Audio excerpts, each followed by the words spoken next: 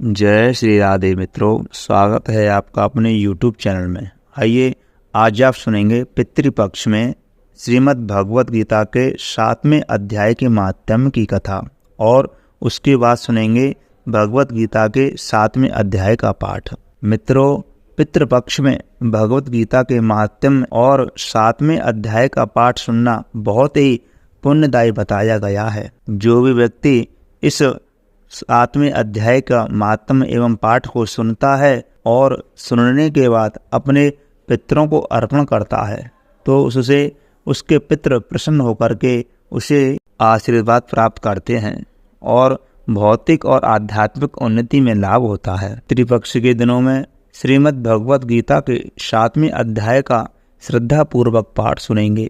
उससे पहले महात्म्य सुनना बहुत जरूरी होता है। इसे संपूर्ण पाठ का पुण्य फल कहा गया है।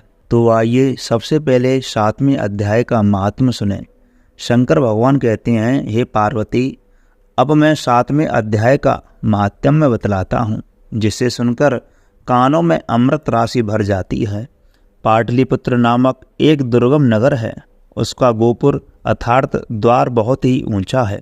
उस नगर में शंकुकर्ण नामक एक ब्राह्मण रहता था। उसने वैश्य वृत्ति का आश्रय लेकर के बहुत धन कमाया, किंतु ना तो कभी पितरों का तर्पण किया और ना देवताओं का पूजन ही। वह धनोपार्जन में तत्पर होकर के राजाओं को ही भोग दिया करता था। एक समय की बात है, उस ब्राह्मण ने अपना चौथा विवाह करने के लिए पुत्रों और बंधुओं के साथ नगर की यात्रा की। मार्ग में आधी रात के समय जब वह सो रहा था, एक सर्प ने कहीं से आकर के उसकी बाहों में काट लिया। उसके काटते ही ऐसी अवस्था हो गई कि मणि, मंत्र और औषधि आदि से भी उसकी शरीर की रक्षा असाध्य जान पड़ी।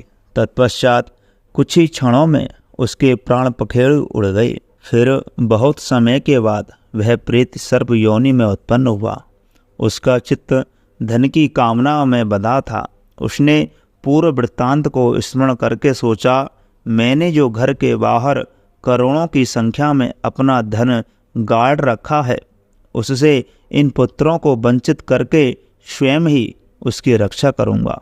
एक दिन सांप की योनि से पीड़ित होकर के पिता ने स्वप्न में अपने पुत्रों के समक्ष आकर अपना मनोभाव बताया। तब उसके निरंकुश पुत्रों ने सवेरे उठकर बड़े विस्मय के साथ एक दूसरे से स्वप्न की बातें कहीं। उनमें से मझला पुत्र कुदाल हाथ में लिए घर से निकला और जहाँ उसके पिता सर्वयोनि धारण करके रहते हैं उस स्थान पर गया। यद्यपि उसे धन के स्थान का ठीक ठीक पता नहीं था, तो भी उसने चिन्हों से उसका ठीक निश्चय कर लिया और लोभ बुद्धि से वहाँ पहुँचकर बावी को खोदना आरंभ कर दिया। तब उस बावी से बड़ा भयानक सांप प्रकट हुआ और बोला, ओ मूढ़, तू कौन है? किस लिए आया है? क्यों बिल खोद रहा है? अथवा किसने तुझे भेजा है? ये सारी बातें मेरे सामने बता। पुत्र बोला, मैं आपका पुत्र हूँ। मेरा नाम शिव है। मैं रात्रि में देखे हुए स्वप्न से विस्मित होकर के यहाँ पर सुवर्ण लेने के कौतूहल से आया हूँ।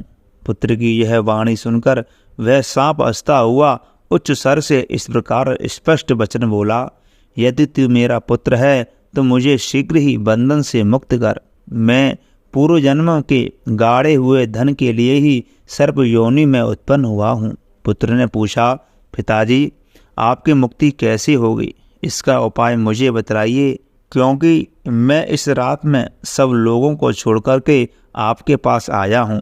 पिता ने कहा, बेटा, गीता के अमृत में 7वें अध्याय को छोड़कर मुझे मुक्त करने में तीर्थ, दान, तप और यज्ञ भी सर्वथा समर्थ नहीं है। केवल गीता का 7वां अध्याय ही प्राणियों के जरा, मृत्यु आदि दुखों को दूर करने वाला है। पुत्र, मेरे श्राद्ध के दिन 7वें अध्याय का पाठ करने वाले ब्राह्मण को श्रद्धापूर्वक भोजन कराओ। इससे निसंदेह मेरी मुक्ति हो जाएगी।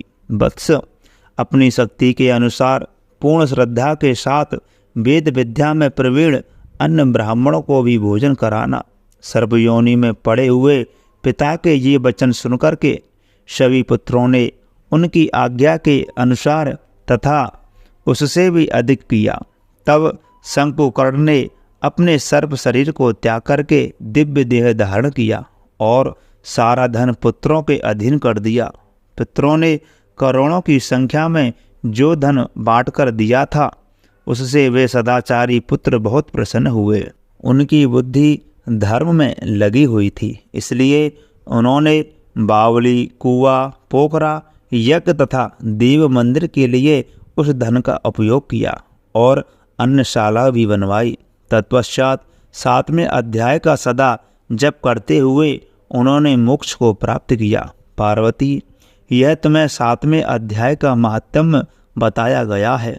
इसके श्रवण मात्र से मानव सब पातकों से मुक्त हो जाता है। आइए अब आप सुनेंगे भगवत गीता के 7वें अध्याय का पाठ।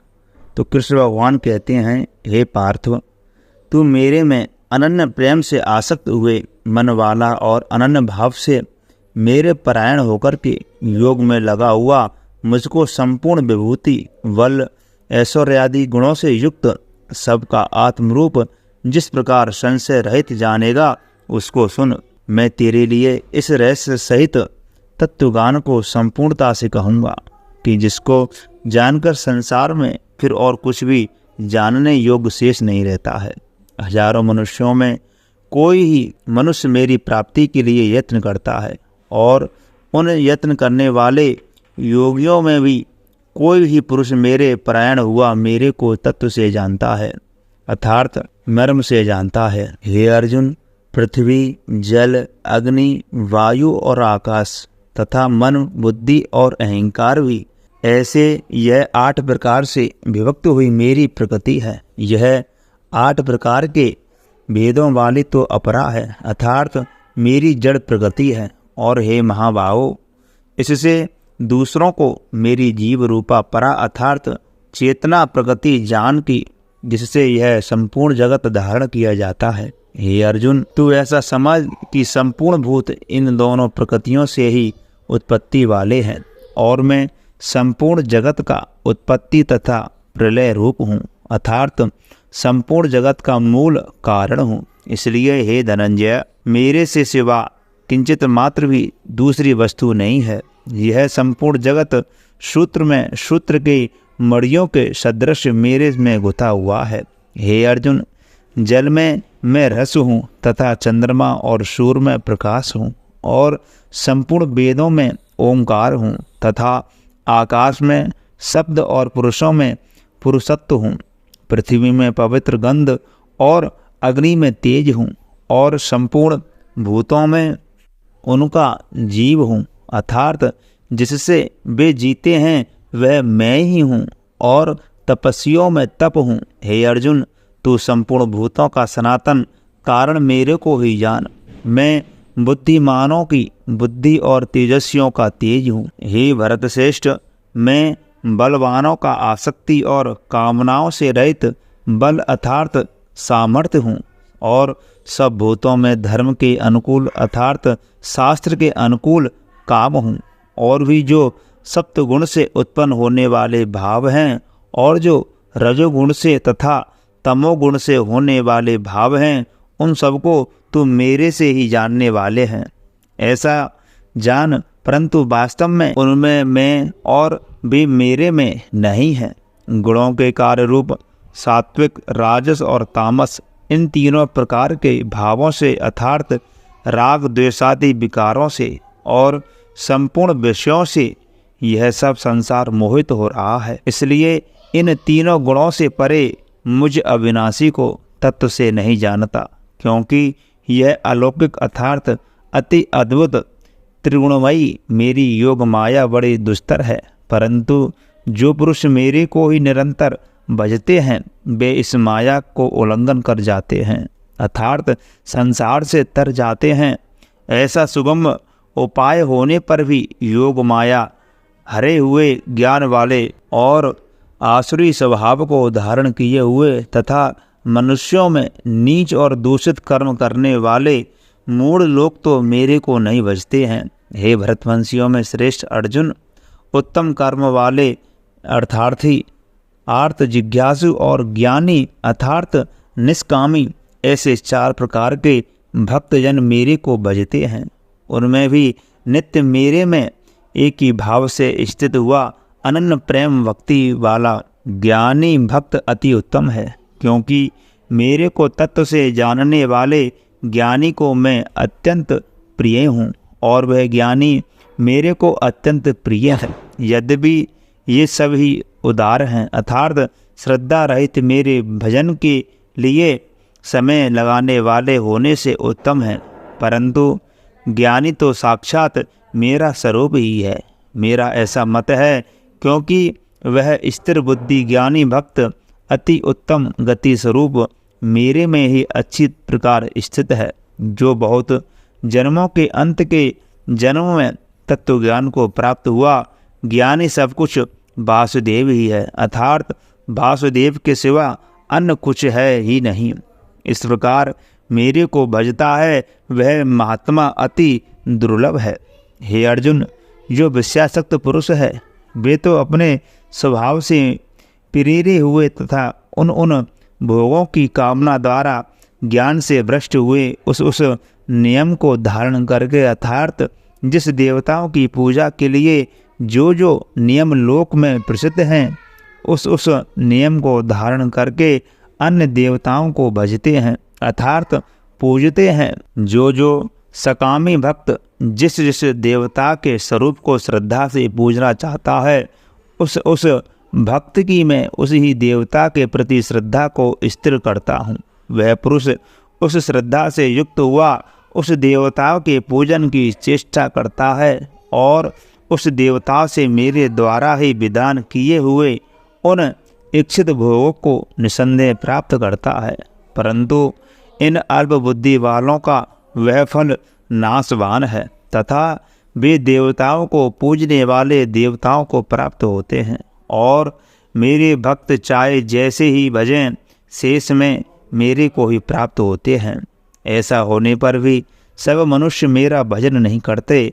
इनका कारण यह है कि वे बुद्धिहीन पुरुष मेरे अनुत्तम अर्थात जिससे उत्तम और कुछ भी नहीं ऐसे अविनाशी परम भाव को अर्थात अजन्मा अविनाशी हुआ भी अपनी माया से प्रकट होता हूँ। मेरे प्रभाव को तत्व से न जानते हुए मन इंद्रियों से परे मुझ सच्चिदानंद घन परमात्मा को मनुष्य की भांति जन्मकर व्यक्ति भाव को प्राप्त हुआ मानते हैं।